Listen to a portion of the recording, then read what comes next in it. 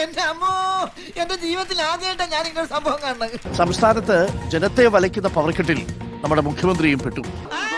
Very good. എന്തരാണല്ലേ മുഖ്യമന്ത്രി തിരുവനന്തപുരത്ത് ഒരു മിഷൻ സമുദ്ര പരിപാടിയിൽ പങ്കെടുത്ത് ഇങ്ങനെ സംസാരിച്ചുകൊണ്ടിരിക്കുകയാണ്. എനിക്ക് തോന്നുന്നത് കുഞ്ഞാലി വരയ്ക്കാരും തമ്മിലുള്ള യുദ്ധത്തെക്കുറിച്ചാണെന്ന് തോന്നുന്നു. പറഞ്ഞുകൊണ്ടിരിക്കുന്നതിനിടയിൽ കറണ്ടങ്ങ് പോയി. ഒരു കുഴപ്പമില്ല, സന്തോഷമുള്ള മക്കളെ, സന്തോഷായി. വന്നു ഒരു ഉണ്ണാക്കിനും കൊള്ളാതായിട്ടുണ്ട്. ഒരു ഉണ്ണാക്കൻ എന്തെങ്കിലും ചോദിച്ചാൽ മഴ പെയ്താൽ ചെറിയ നേരത്തെ മാതിരി കുറെ പല്ല് തുറന്ന് വിളിച്ചു കാണിക്കും. മുഖ്യമന്ത്രി സംസാരിക്കുന്നതിനിടയ്ക്ക് ACBക്കും പവർ കട്ടിനും എന്തോന്നു മുഖ്യമന്ത്രി 5 മിനിറ്റോളം മുഖ്യമന്ത്രിക്ക് അവിടെ കാത്തിരിക്കേണ്ടി വന്നു. നിയമം പഠിച്ച നിങ്ങൾക്ക് സമയത്തിന്റെ വില ഞാൻ പഠിപ്പിച്ചുതരാം. പിന്നീടാണ് ജനറേറ്ററൊക്കെ ഓൺ ചെയ്ത് മുഖ്യമന്ത്രി സംസാരിച്ചു തുടങ്ങിയത്. പറ്റുന്ന പണിക്ക് പോയാ പോരെ. മുഖ്യമന്ത്രി അത് ഭംഗിയായിട്ട് കൈകാര്യം ചെയ്തിട്ടുണ്ട് കേട്ടോ. പക്ഷെ മുഖ്യമന്ത്രിയും പവർ കട്ടിൽ കുടുങ്ങി.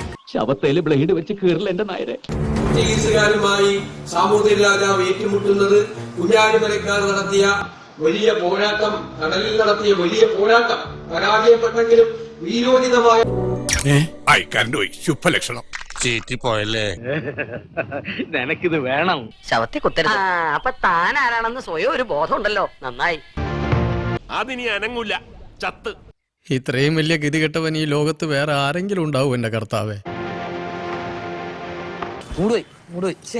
എന്നെ നാണം കെടുത്തിയപ്പോ സമാധാനമായില്ലടാ നിനക്ക്. സമുദ്ര കോൺക്ലേവിലാണ് ഞാൻ ഇപ്പോൾ നിൽക്കുന്നത്. ഇവിടെയാണ് 7 മണിക്ക് മുഖ്യമന്ത്രി പങ്കെടുത്ത ചടങ്ങുണ്ടായിരുന്നത്. എന്റെ ദൈവമേ, എന്റെ ഓരോ കഷ്ടകാലം അല്ല എന്ത് പറയാനാ. മുഖ്യമന്ത്രി കൃത്യം 7 മണിക്ക് സംസാരിക്കാൻ തുടങ്ങി 1 മിനിറ്റ് തികയും മുൻപ് തന്നെ കറണ്ട് പോകുന്ന ഒരു ഘട്ടമാണ് ഉണ്ടായത്. വൈദ്യുത പ്രതിസന്ധി ഉണ്ടായതിനെ തുടർന്ന് മുഖ്യമന്ത്രി 10 മിനിറ്റോളം പോഡിയത്തിൽ സംസാരിക്കാതെ നിലയുറപ്പിച്ചു. എന്തെങ്കിലും ഒന്ന് പറയടോ. ഭാരതമാതാക്കി ജയ്.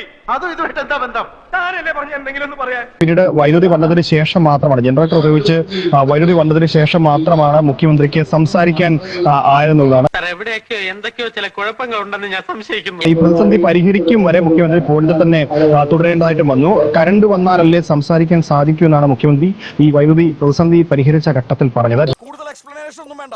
തനിക്ക് എന്ത് തോന്നുന്നു? എനിക്കൊന്നും തോന്നുന്നില്ല സാർ. ടെക്നിക്കൽ എറർ കൊണ്ടായിരിക്കാം, പക്ഷെ എന്നാലും മൈക്കിന് ജീവാപായം ഉണ്ടായില്ല എന്നുള്ളതാണ് ഒരു സമാധാനം. ഇത് എന്നെ ഉദ്ദേശാണ്, എന്നെ തന്നെ ഉദ്ദേശാണ്, എന്നെ മാത്രം ഉദ്ദേശാണ്. തന്നെ അണ്ണന് വയറിറച്ചും ബുദ്ധി എന്നെ. അപ്പൊ എല്ലാം പറഞ്ഞാലേ